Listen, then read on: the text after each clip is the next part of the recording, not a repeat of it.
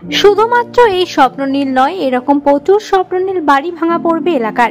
কারণ এর সামনে দেখতে পাচ্ছেন রেলের অধিকৃত জমির জন্য পিলার ইতিমধ্যেই পোতা হয়েছে, আর এই অধিকৃত জমির মধ্যে দিয়ে বালুরঘাট থেকে হিলি পর্যন্ত রেল চলবে। এই রকম ছবি দক্ষিণ দিনাজপুর জেলার বালুরঘাট শহর লাগোয়া ভাটপাড়া গ্রাম পঞ্চায়েত এলাকার।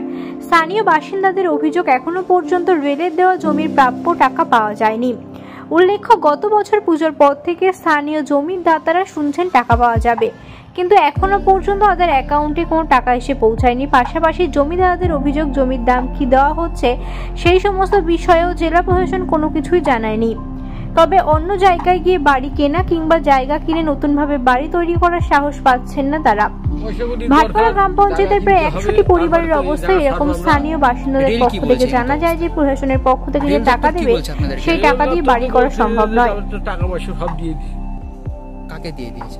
এখন কাকে দিছে, কালেক্টরে দিছে, এখন কি কি করতেছে সেটা আমাদের বলা হবে। এখন আমাদের দেরি আছে 10 তারিখে, 20 তারিখে, 14 তারিখে এইরকম ডেট দেয়, দিয়ে আমাদের ঘুরে দেয়।